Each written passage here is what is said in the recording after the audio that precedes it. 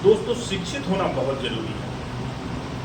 आज 14 अप्रैल है और 14 अप्रैल में आज हम ऐसे महापुरुष के बारे में बात कर रहे हैं दोस्तों, जिसकी बात भारत में ही नहीं अन्य देशों में दोस्तों इंटरनेशनल लेवल पर की जाती है। आज उनका जन्मदिन है 14 अप्रैल 1891 ईस्वी को मध्य प्रदेश राज्य में छोटे से गांव महू में, जो इंदौर जिले में आता है, उसमें डॉक्टर भीमराव अंबेडकर जी का जन्म हुआ था दोस्तों। किसी ने भी उस समय जन्म के बारे में नहीं सोचा होगा कि यह वो बालक है जो एक दिन भारत में ही नहीं दुनिया में जाना जाए। और जब इनका जन्म होता है तो इनका परिवार बहुत साधारण सा परिवार था दोस्तों, और एक साधारण परिवार, दूसरी बात दलित जाति में जन्म हुआ। उस समय जाति भाव जो था दोस्तों चरम पर था हिंदुस्तान में। हिंदुस्तान में जाति भाव इतनी चरम पर था कि एक दूसरे को नीचे बिठा कर ही पानी पिलाया जाता था, खाना खिलाया जाता था, यहाँ तक उसको छुआ नहीं जा सकता था। अप्रेस, ये जो हमारा संविधान लिखा है डॉक्टर भीमराव अंबेडकर के द्वारा, अप्रेसता का जो अंत किया गया है आर्टिकल 17 में, ये इसीलिए किया गया है क्योंकि वो स्वयं उस चीज़ से गुजरे हुए थे, उस चीज़ को वो जानते थे, उस चीज़ को समझते थे कि किस तरीके से मैं वहाँ से निकल कर यहाँ तक आया हूँ दोस्तों। जब इनका जन्म हुआ, परिवार ने सोचा कि यह बच्चा जैसा हम लोगों का जन्म है वैसा ही तरीके से रहेगा, लेकिन बच्चे को स्कॉलरशिप मिल गई और स्कॉलरशिप के वजह से बच्चा पढ़ने निकल गया दोस्तों। और वह इतना पढ़ा कि अमेरिका, इस समय अमेरिका में अपने यहाँ से जाना उन परिवारों का होता है दोस्तों जो बहुत ही अच्छे परिवार हैं पैसे में। आजकल मिडिल क्लास के बच्चे भी अमेरिका पढ़ने नहीं जा सकते हैं, लेकिन स्कॉलरशिप जो गायकवाड़ राजा थे उन्हीं के वजह से वो स्कॉलरशिप प्राप्त हुई और वह अमेरिका कैलिफोर्निया यूनिवर्सिटी जो है, कैलिफोर्निया यूनिवर्सिटी से उन्होंने डिग्री हासिल की। उसके बाद फिर आए भारत, और जब भारत आए तो देखा कि यहाँ जाति पात का कोई भाव खत्म होने वाला नहीं है दोस्तों, तो फिर से उन्होंने अपनी तैयारी की और चले गए ब्रिटेन यानी लंदन, और लंदन में भी उन्होंने पढ़ाई की। लंदन से जब दोबारा लौटे तब देखा कि देश में हालात ज्यों के त्यों हैं, तो उन्होंने खुद ही अपने मन में एक विचार आया कि क्यों ना मैं दलित समाज का उद्धार ही करूं। जिस वक्त में गया था उस वक्त भी यही हाल है, और आज मैं लौट कर भी आया हूँ तो लोग बात मुझे तो देखते हैं कि मैं सूट बूट में घूम रहा हूँ तो मेरा सम्मान कर रहे हैं, लेकिन मेरी समाज का और मेरे अन्य लोगों का, मेरी जाति का लोग आज भी सम्मान नहीं कर रहे हैं दोस्तों। उन्होंने यह मुद्दा उठाया और उन्होंने अपनी जाति के लोगों के प्रति और दलित समाज को संपूर्ण को लेकर, जिसे इंसान नहीं समझता है, जैसे हम लोग हैं तो दोस्तों इंसान हैं, लेकिन एक इंसान अगर ऊपर बैठा है दोस्तों, दूसरा इंसान नीचे बैठा है, तो निश्चित बात ही है कि उसके मन में एक खेद तो होगा। भले वो आपके सामने नहीं बोल सकता है, लेकिन उसके अंदर खेद तो है, और वह नहीं बोल पा रहा है कि हमें नीचे क्यों बिठाया गया है। यह जो पीड़ा थी ये अम्बेडकर जी ने प्राप्त की थी। उन्हें लगा था, उन्होंने पढ़ने में देखा था, और उन्होंने जब वो पढ़ने भी जाते थे तब भी उनके साथ छुआछूत किया गया, अप्रस्तता की गई, अस्पृश्यता इतनी रही उनके साथ कि उन्हें लोग पसंद ही नहीं करते थे। जब वो पढ़कर आए तब भी उनके साथ कुछ बड़े लोग होते थे तो वो ही उनको समझते थे कि ये बंदा पढ़ा लिखा है, ये जानता है, समझता है, तो उसको साइड में बिठाते थे और उससे सलाहें भी लेते थे, समझते भी थे। लेकिन जो अन्य समाज के लोग जो जाति की मानसिकता से पीड़ित थे वो अभी भी भाव नहीं दे रहे थे दोस्तों। हुआ ये कि अम्बेडकर जी ने काफ़ी प्रयास किया, और प्रयास करने के बाद कई संगठन अम्बेडकर जी से जुड़ने लगे कि हम दलितों का उद्धार करेंगे, आपके द्वारा भी प्रयास किया जाएगा। दोस्तों यह चलता रहा प्रोसेस, और उन्होंने कई आंदोलन भी किए, यहाँ तक कि महात्मा गांधी के साथ उन्होंने अनशन पर बैठने की भी प्रतिज्ञा की कि जब तक जो अदर कास्ट हैं, हमारी जो दलित समाज लोग हैं, इनको अलग से मतदान करने की आप व्यवस्था नहीं कर देते हैं तब तक हम आपसे मतलब ही नहीं है, हमारा मतलब अलग है और आपको मतलब अलग है।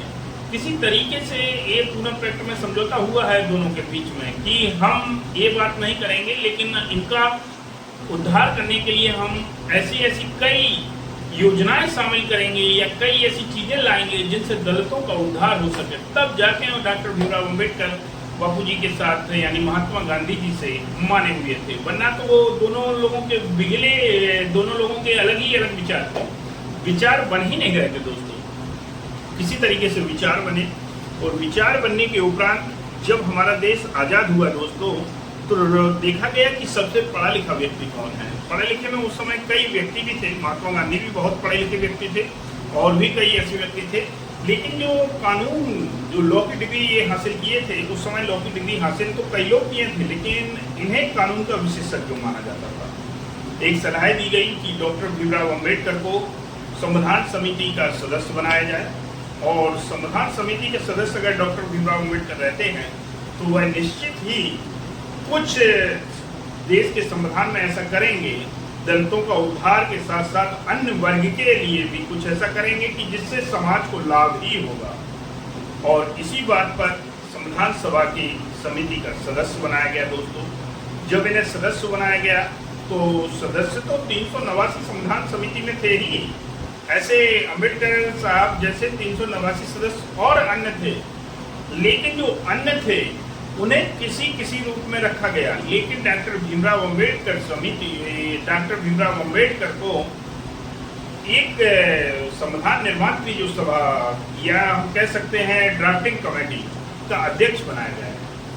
अब जो संविधान निर्माण की कमेटी थी, उसका जब ड्राफ्टिंग कमेटी का ये अध्यक्ष बने दोस्तों, तो पावर इन्हीं के हाथ में था, और 7 लोग उसमें और थे। 7 में ये सदस्यों के रूप में कार्य करते थे, लेकिन जो मेन काम था वो अध्यक्ष का ही था। इन्होंने लगातार मेहनत करते हुए, और इन्होंने कई ऐसे वक्तव्य रखे, और भारत के प्रत्येक नागरिक को, ये किसी विशेष वर्ग के लिए नहीं कि विशेष वर्ग को उन्होंने दिया हो, भारत के प्रत्येक नागरिक को, अगर वह भारत का नागरिक है तो उसको मौलिक अधिकार दिया गया है दोस्तों। और मौलिक अधिकार ऐसा अधिकार है जो उसे जीने का अधिकार देता है, सम्मान के साथ मरने का अधिकार देता है, सम्मान के साथ उसे खाने का अधिकार देता है, सम्मान के साथ उसे रहने का अधिकार देता है, सम्मान के साथ बोलने का अधिकार देता है। ये हमारा मौलिक अधिकार है। फंडामेंटल जो राइट हैं वो हमारे डॉक्टर भीमराव अम्बेडकर के द्वारा ही प्रदान किए गए हैं दोस्तों। जब उन्होंने लाए ड्राफ्टिंग कमेटी के रूप में, तब सभी जो अन्य मेंबर थे संविधान समिति के, उनसे कहा कि आप इस पर विचार करिए। तो सभी 389 सदस्यों के द्वारा, किसी व्यक्ति के द्वारा ये नहीं कहा गया कि ये मौलिक अधिकार या ये फंडामेंटल राइट गलत है, या डॉक्टर भीमराव अम्बेडकर साहब ने इस चीज को गलत कर लिया है, इसमें सुधार किया जाए। ऐसा दोस्तों किसी ने नहीं किया। अब आप उसकी जब किसी ने नहीं किया तो उनकी यही महानता आप समझ सकते हो कि जहां 389 सदस्य जो कि मेंबर ऑफ पार्लियामेंट के सदस्य हैं, उस समय संविधान सभा समिति के सदस्य हैं, उनको गलती नहीं लग रही है। हम लोग तो फिर उस समय क्या ही कह सकते हैं, अभी भी हम क्या कह सकते हैं। जिस समय 1947 में हमारा देश आजाद हुआ, फिर संविधान सभा समिति के सदस्य के रूप में अन्य को बनाया गया, 389 सदस्य उस समय चुने गए, तो वो भी बहुत पढ़े लिखे दोस्तों सदस्य थे। उन्होंने निर्धारित नहीं किया कि इसमें कोई गलती है, और जब इसमें कोई गलती नहीं है तो संविधान का सारा श्रेय डॉक्टर भीमराव अम्बेडकर को जाता है दोस्तों। और तभी से माना जाता है कि डॉक्टर भीमराव अम्बेडकर ही वह व्यक्ति हैं जिन्होंने संविधान को रचा हुआ है, जिन्होंने संविधान को समझा हुआ है, जिन्होंने संविधान को वर्णन किया गया है। और यहाँ तक ही इन्होंने कहा है कि मेरा जो आर्टिकल 32 मेरे द्वारा लिखा गया है, यह जो है वो संविधान की आत्मा है दोस्तों। संविधान की आत्मा यानी संवैधानिक उपचारों का अधिकार, आर्टिकल 32 संविधान का, उसमें इन्हें संविधान का आत्मा कहा गया है। डॉक्टर भीमराव अम्बेडकर को जब इतना लोगों ने देखा, समझा, जनता भी उस समय सुन रही थी कि संविधान बन रहा है, और संविधान सभा लगातार संविधान का निर्माण कर रही है, और संविधान के सभी सदस्य बता रहे थे कि डॉक्टर भीमराव अम्बेडकर जी की बड़ी तारीफ है। उन्हें जो समिति का सदस्य बनाया और ड्राफ्टिंग कमेटी के रूप में उन्होंने जो कार्य किया, वो वास्तविक एक सराहनीय कार्य है। ऐसा कार्य जिसकी प्रशंसा सभी लोगों ने की दोस्तों। जब यहाँ पर संविधान बनकर तैयार हुआ, तब प्रथम कानून मंत्री के रूप में डॉक्टर भीमराव अम्बेडकर को चुना गया, और first prime minister of India Pandit Jawaharlal Nehru के द्वारा अपनी कैबिनेट में जगह दी। और कानून मंत्री के रूप में डॉक्टर भीमराव अम्बेडकर ने शपथ ली। इसी के बाद दोस्तों जब उनका धीरे धीरे स्वास्थ्य गिरता गया और उन्हें लगता गया कि अब मैं बहुत बीमार हो रहा हूँ, तो उन्होंने अपने अंतिम समय के कुछ ही समय पहले नागपुर में दोस्तों बौद्ध धर्म स्वीकार कर लिया। क्योंकि कहा करते थे कि हिंदू धर्म में रीति रिवाज बहुत अच्छा है, सब कुछ बहुत अच्छा है, लेकिन जो ऊंच नीच की खाई बनी हुई है दोस्तों, वो खाई इतनी गहरी है कि उसको मैंने अपना पूरा जीवन लगा दिया, लेकिन इस खाई को भर नहीं पाया। तो उन्होंने लास्ट समय पर बौद्ध धर्म को अपना लिया। दोस्तों अक्टूबर में जब उन्होंने बौद्ध धर्म अपनाया, उसके बाद आए और 6 दिसंबर 1956 को उनकी दिल्ली में मृत्यु हो गई। जब उनकी दोस्तों मृत्यु हुई तो यह समाचार पूरे देश में शोक की तरह फैल गया और देश को एक बहुत ही बड़ा झटका महसूस हुआ। एक तो संविधान कमेटी के ड्राफ्टिंग कमेटी के सदस्य और ऊपर से कानून मंत्री और संविधान की ज्ञाता का निधन होना देश के लिए बहुत ही बड़ी क्षति थी। इसके बाद दोस्तों उनकी बॉडी को मुंबई में ले जाया गया और मुंबई में उनका अंतिम संस्कार हुआ।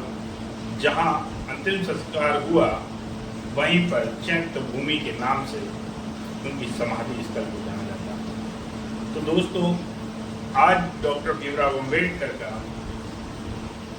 14 अप्रैल 1891 से प्रत्येक वर्ष लगातार जन्मदिन मनाया जा रहा है और यह जन्मदिन आज 14 अप्रैल 2026 को मनाया जा रहा है।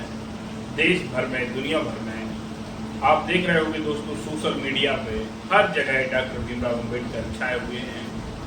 ये कोई एक जाति के नहीं हैं, इनका कोई विशेष जाति से कोई मतलब नहीं है। उन्होंने जो दिया है सर्व समुदाय को दिया है, इसलिए ऐसे महान पुरुष को सादर नमन करता हूं मैं और आशा करता हूं कि आज आप भी डॉक्टर भीमराव अम्बेडकर के जन्मदिन पर जाति से मुंह तोड़ेंगे और समाज को शिक्षित बनाएंगे और समाज में कुछ ऐसा देने की कोशिश करेंगे जिससे समाज हमारी आगे बढ़ सके दोस्तों। जब समाज बढ़ेगी तो निश्चित बात ही है दोस्तों, देश भी हमारा तरक्की करेगा और देश तरक्की करेगा तो इंटरनेशनल लेवल पर भारत को अच्छी खासी जगह मिलेगी। इन्हीं शब्दों के साथ धन्यवाद देता हूं मैं आप सबको सुनने के लिए। धन्यवाद दोस्तों।